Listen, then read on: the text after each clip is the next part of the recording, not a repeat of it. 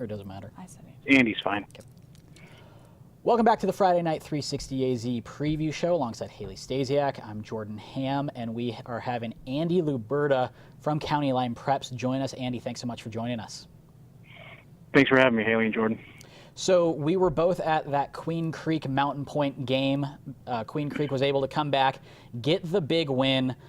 Look, this team is too humble to say that this was a statement win in 6A, but as a guy who has watched this team consistently over the years, how big of a win was that for them over Mountain Point? Huge. I think it was, no one's told me this, but just my time around the team, I think it was a circle game for them. I think they knew a good performance, a good showing against Mountain Point made them, legitimate contenders to other people within the region. And I think also they were probably hungry to show well against a top team in the state after what happened at Chandler in week 2. What has surprised you most about this Queen Creek team? Well, I'm not surprised. First of all, Larson and Dobbs and Borja and those guys. And I think what has surprised me is their defense. I talked about it, I think a few times, but their defense, they switched. Coach Adams is the new defensive coordinator, but he's been around the guys. He's the Bulldogs weight and strength coach, so he's with these guys every day, year round, in the summer, even when school's not going on. He's leading the weight training program, and so they really were excited to play for him. But I think they're performing better than even I anticipated. I don't know if they would say that, but the linebackers, and I've mentioned this before as well, you've got Zane Lalama, who's just a tackling machine. I think he had 23 tackles against Chandler a few weeks ago. Armando Arona is on the outside. Fritzy Nicholas, who's a kid that was on the team last year as a sophomore.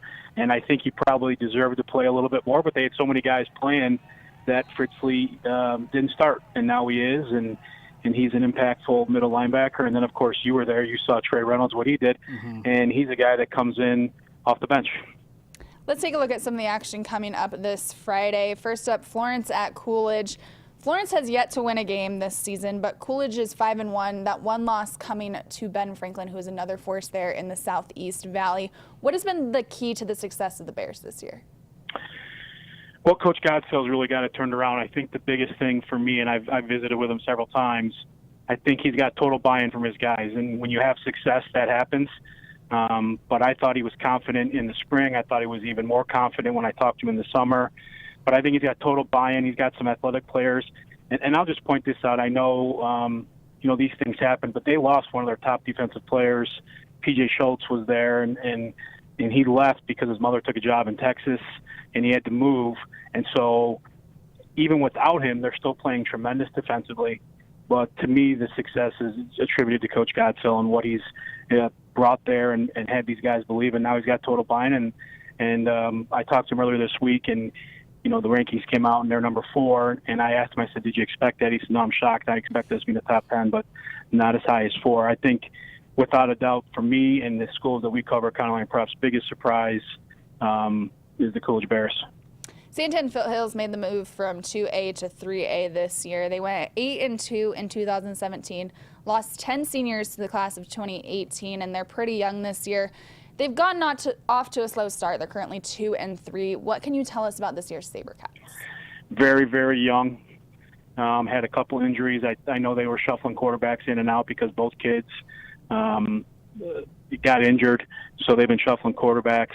But they're talented. I mean, they've got some. Cade Hussar is a running back that plays there. I think he's a junior, maybe. I don't know if he's junior or senior, but Cade Hussar, I believe he's a senior, does extremely well. But they have a lot of young guys. Coach De La Torre is determined. He's disciplined.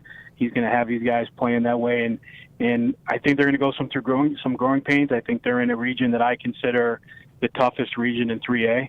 So I think they're going to have a few growing pains this year, but I will not be surprised if they are extremely good next year, especially when you consider Amari Bailey is going to sit out this year because he transferred twice. So he's out for the entire season, but he's going to return and have a full year next year. And I think when he does, you'll find that he's a SaberCats best player. You picked Ben Franklin at the beginning of the year to win 3A. They're currently 3-3, but all of those losses have come by one score. What makes you so confident in your prediction for Ben Franklin? Well, I think the first thing is they've got some tremendous talent. The second thing is they run a very unique offense, makes it difficult to prepare for when all their guys are healthy. Now, I did talk to Coach Jeffries earlier this week. They're gonna start their fourth different quarterback Friday at ALA Queen Creek, which is a huge game in our area and a rivalry game.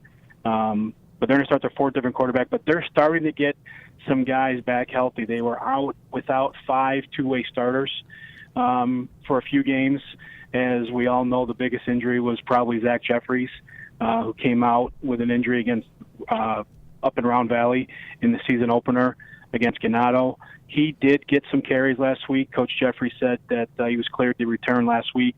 I think he had 5 carries, limited yardage, and Coach Jeffries said he thought he was maybe a little tentative. But I think as the season progresses, I think you'll find Zach gets back to his regular self, and by the time the playoff comes around, I think the Chargers will have the majority of their injured guys back, and they're going to be trouble for anybody that's going to play them in the playoffs.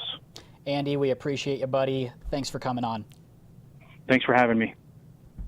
Good stuff there. I mean, there's lots to cover here in Arizona high school football, and he does a really great job of covering that Southeast Valley specifically, and just really plugged in. I mean, obviously, we don't talk a lot about Coolidge or any of those teams here because there's lots going on and we don't get the opportunity to touch on them. But he is a go-to if you need Southeast Valley high school football coverage for sure. And all sports even. And I think he realized when he formed County Line Preps that this was an area that had a ton of storylines and that had a ton of athletes that deserved recognition, but they were an underreported on area. So, he saw that and has done a great job here in the first couple of years of County Line Preps, and it's just continuing to grow. And he's a great Twitter follow and just an all-around really good dude. He is.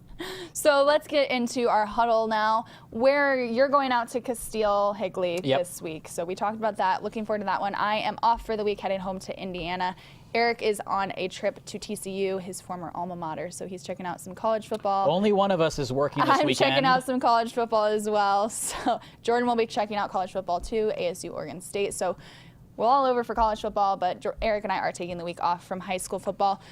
Your high school football question we didn't get to touch on last week because you were off last week. So. And I forgot to follow up on it, so we won't have any answers this time. But this week, I'm going to give a slight explanation before I go ahead and give this one. So a couple weeks ago, I was making the rounds, going to a couple of games, and Campo Verde's band, when they played Ironwood Ridge, had some really good bangers.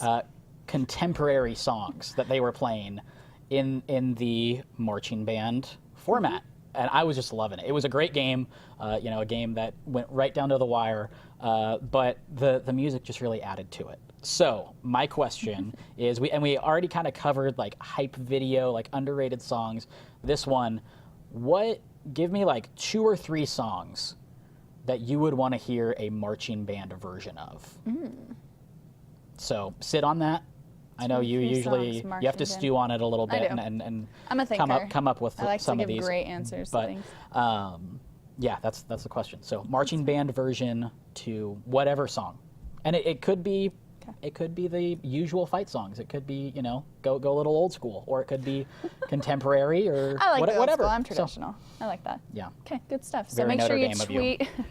Make sure you tweet Jordan your answers to that question. Use that Friday Night 360 AZ hashtag all week long and your answers to Jordan, as well on Friday nights with those football scores across the state. Follow us at sports360az.com on Twitter to check out all those scores on Friday nights as well. Check out Eric's Zone Read and AZ Audibles on sports360az.com, and you can find the show on demand later today. Thanks for joining us on the Friday Night 360 AZ preview show. We'll see you next week.